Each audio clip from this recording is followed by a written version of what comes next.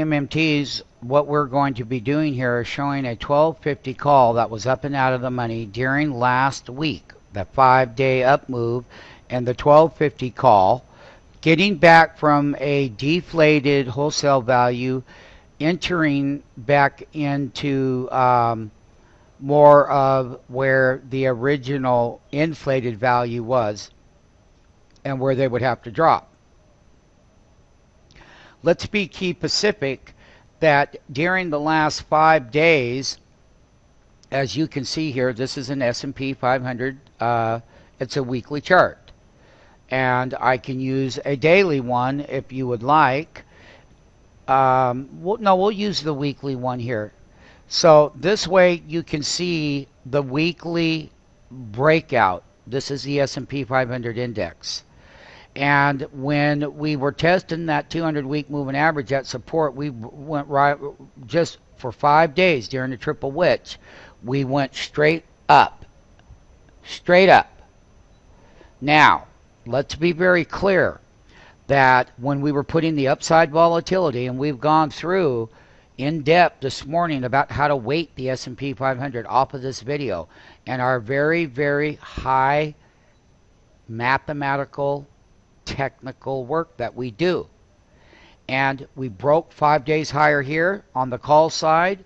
Let us not forget that this is a $250 put that was deep in the money at the time that this breakout happened in the S&P, because the low was down here and it didn't break below 1136. So as we traveled up in the 5 days, you can see very clearly 1 day, 2 days, 3 days, 4 days, 5 days in a row consecutively. Now let's take a look at where the high end of the contract was. I believe, yeah, right here, $117 a contract.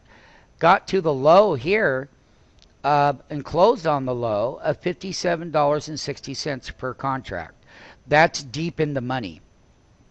When you have a in the money put option index, and that's deep in the money, meaning that it's in the money, as you race up higher here, they're going to take out more premium.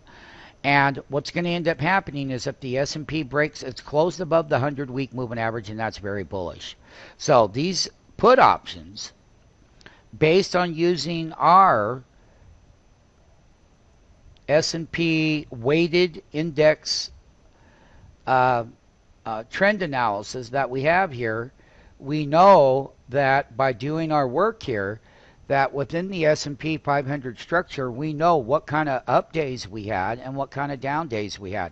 We know that the S&P 500, since it's put its calendar year low, has had 611 total up and down volatility within 28 actual trading days, not weekends. And I've already gone over this with all the S&P traders in the MMT school and others alike. And when we get down here, the thing that I wanted, we had minus 90 from the swing high to that reversal on 9.6. What a great put side that was. The first swing high that happened, and that was a reversal in there on an 8.22.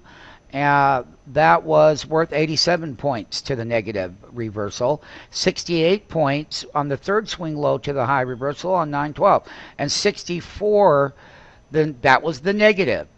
That was the put side. Then we got down in here. We had one nice, beautiful day from the first low. We had 106 points to the upside and 109 points and 83 points for the call side. But it gave us a total of 364 total call side points, and it gave us a minus 246.29 total down points in the S&P. And that meant that there was a total of 611 points. And since we've been putting in the long-term bottom, we know what the trend weight is of the actual S&P. And we know what all of these numbers in here mean, MMTs. We've gone through them. And once again, the positive trend right now from swing high reversal, this is a major 52-week low. Calendar year end low on all of on the indexes, not just the S&P but all the other ones. So we have a very clear map here of the up days, the down days, the dates that they happen, what they were negative here, We know that there was negative here. We know what the highs and the lows were and which directional movement to trade this volatility. And there was a time back over here when we were doing that the 1250 up and out of the money call back here was where we started trading these things. I mean, the low was $19 here. And then the high on that cycle was $142 a contract. You bought 10 contracts down here, you made 120 grand at the end of that move. And the put side went up when the S&P was selling. Then when we rallied in one of those, they lost their value here. And then within the price volatility and pre-market future gaps, when we were gapping down big days, they take them from the low of $59 a contract and opened them at $118 overnight. Oh, I'm sorry. Overnight they opened them at 92, and then the next day they opened them at 118.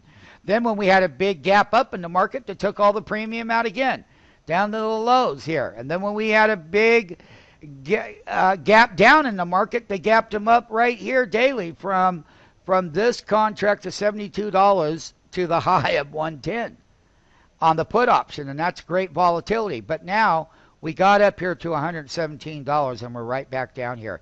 The wholesale value means that this call side can get more inflated, and the more inflated it gets, we would go up on the S&P and test the key resistance levels, and what's going to end up happening is they're going to take the premium out of here. They could if we break out here, we go higher to super inflated over here.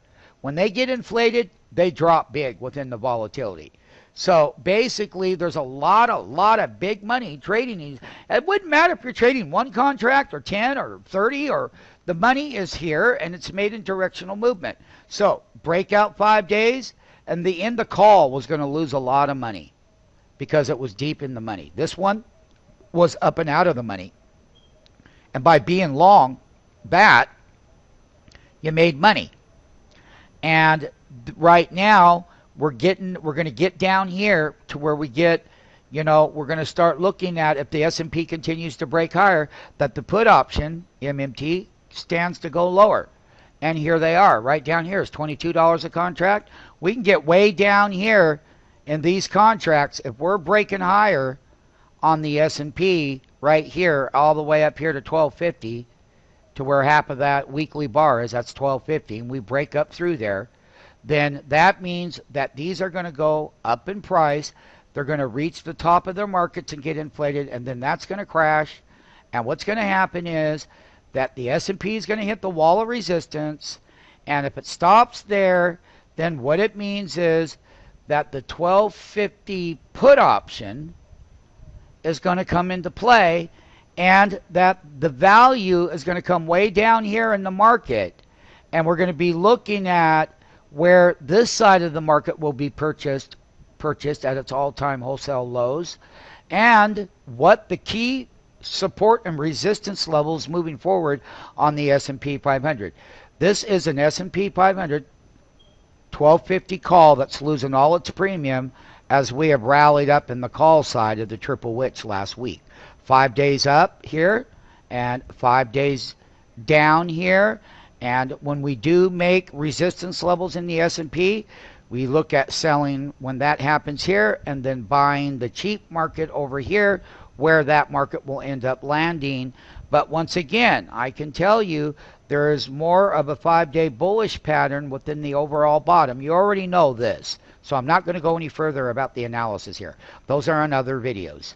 And we know what the upside prices are. We know what we're using. This is how, if we travel on up, they're going to get inflated, deflated. We're going to buy this side of the market, sell the top side of that market, find out where the S&P is weighted in its actual 2011 yearly 52 bottoming process. How to trade the S&P up and out of the money calls and in the money puts